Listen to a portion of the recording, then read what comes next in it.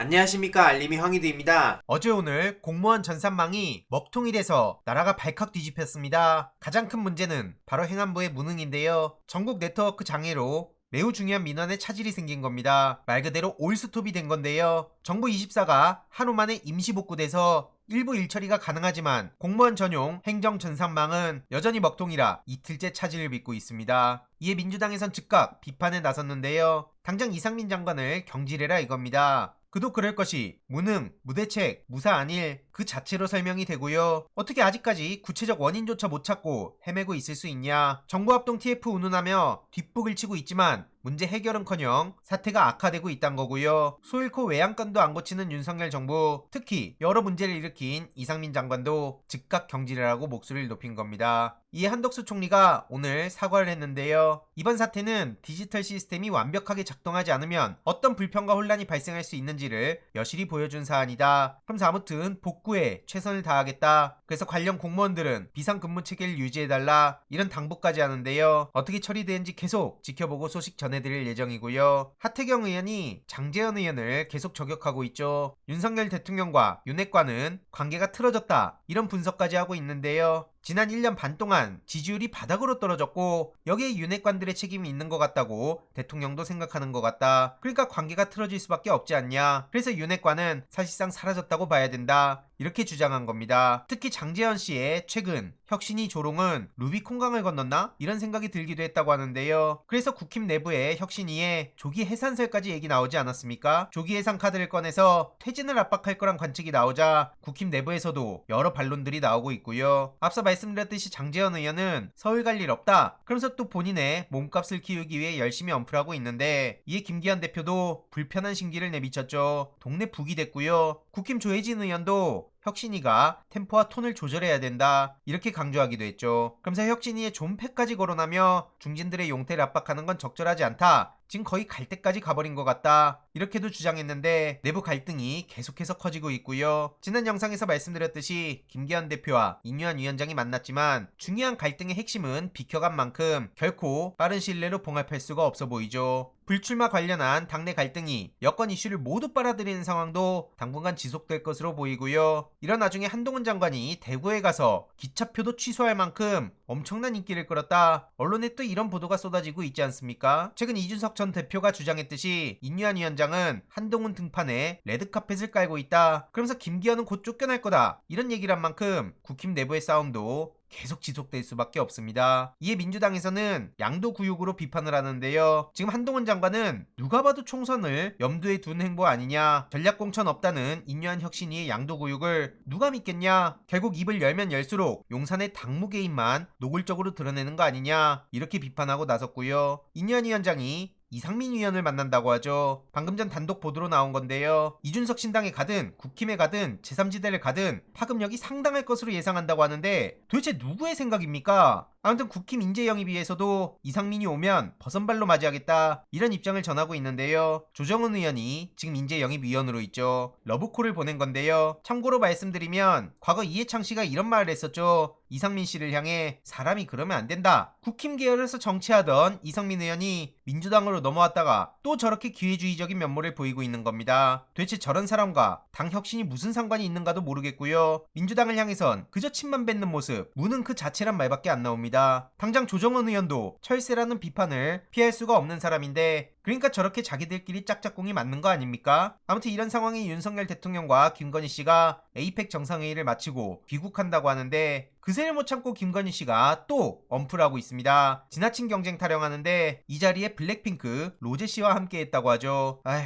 네이버 댓글에서도 엄청난 비판 반응이 대부분입니다. 최근 정청래 수석 최고위원의 지적처럼 윤석열 장모 징역 1년 확정 판결 관련한 내용 그리고 윤석열 대통령의 과거 망언, 김건희 씨 논란 이걸 피해갈 수가 없습니다. 관련한 발언 영상으로 마무리하도록 하겠습니다. 대통령의 장모 최은순 씨는 제대로 수사하고 제대로 기소하고 제대로 처벌받아야 합니다.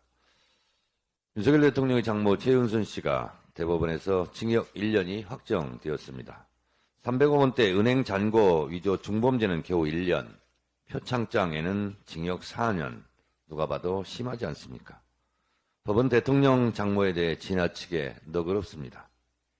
이러니 경제사범 사기꾼들이 한탕 치고 잠깐 감옥에 갔다 오면 되겠다는 한탕주의의 범죄 유혹이 있는 겁니다. 최은순 씨는 결국 남는 장사를 한 셈이 됐습니다. 민생경제연구소는 지난 9월 14일 최은순 씨 잔고 조작 사건 관련 추가 고발 사건에 대해 경찰청 국가수사본부에서 이첩을 받은 용산경찰서가 수사에 착수했다고 밝힌 바 있습니다. 민생경제연구소 등 시민단체는 최은순 씨에 대해 위조 사문서 행사죄, 소송 사기죄, 위계에 의한 공무집행방해죄 등의 혐의로 국가수사본부에 추가 고발했습니다. 최은순 씨는 검찰의 빼주기 기소로 낮은 형량을 유도했다는 의혹이 바로 그것입니다. 잔고를 위조한 목적이 사기인데 정작 사기 행위에 대해서는 죄를 묻지 않았다는 취지입니다.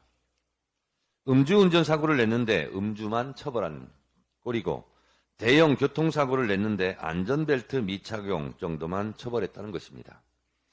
사기 및 소송사기의 경우 5년에서 8년이 적정 형량입니다. 최은순 씨 얼토당토하는 솜방망이 처벌에 추가 고발이 있었던 만큼 제대로 다시 수사하고 기소하고 처벌해서 법의 엄정함을 보여주어야 합니다. 10원짜리 한 장 남에게 피해를 준 적이 없고 오히려 사기 피해자라고 주장했던 분들은 결국 허위사실 유포, 가짜뉴스 전파자들이 되었습니다. 이런 가짜뉴스 전파자들은 사형감 아닙니까? 대통령실은 최은순 판결에 대해 입장 없음이 입장이라던데 김건희 여사 주가 조작 의혹 법원 판결 때는 계좌 활용당했다는 입장을 내서 나도 계좌 활용당하고 싶다. 나도 수익 창출 당하고 싶다는 국민운동이 일었는데 이번에는 왜 입장이 없습니까? 최은순 장모는 사기에 활용당했다. 이 정도로 입장을 내야 모녀평등 아니겠습니까? 아내 편애가 너무 심한 거 아닙니까? 대통령실 인용한 윤측 신호받았다에 그런 것 없었다는 보도가 많습니다. 만약 대통령이 인용한 위원장에게 신호를 줬다면 당무 개입, 총선 개입이 되고 신호를 안 줬다면 인용한 위원장의 사기 행각이 됩니다. 윤 대통령 측과 인용한 측 누군가 하나는 거짓말을 하고 있는 셈입니다. 만약 인용한 위원장 말이 맞다면 윤핵관들의 저항은 불충이 되는 거고 대통령실의 해명이 맞다면 인용한 위원장이 허풍쟁이가 되는 겁니다. 누구 말이 맞고 틀리던 간에 이들의 행태는 반민주적 폭거입니다. 가장 민주적 방식으로 치러져야 할 총선이나 당무 등이 대통령 1인에 의해 좌지우지되는 것은 분명 지금은 독재 시대라는 것을 입증하는 꼴밖에 안 됩니다. 국민을 두려워해야 할 공당이 대통령을 두려워하는 모습 결국 국민들이 심판할 것입니다. 국민들이 결코 니들만의 공포탄을 좌시하지는 않을 것입니다. 그런데 말입니다. 사건 번호 133호 김건희 수사는 정령 안 합니까? 그렇다면 특검으로 갈 수밖에 없습니다.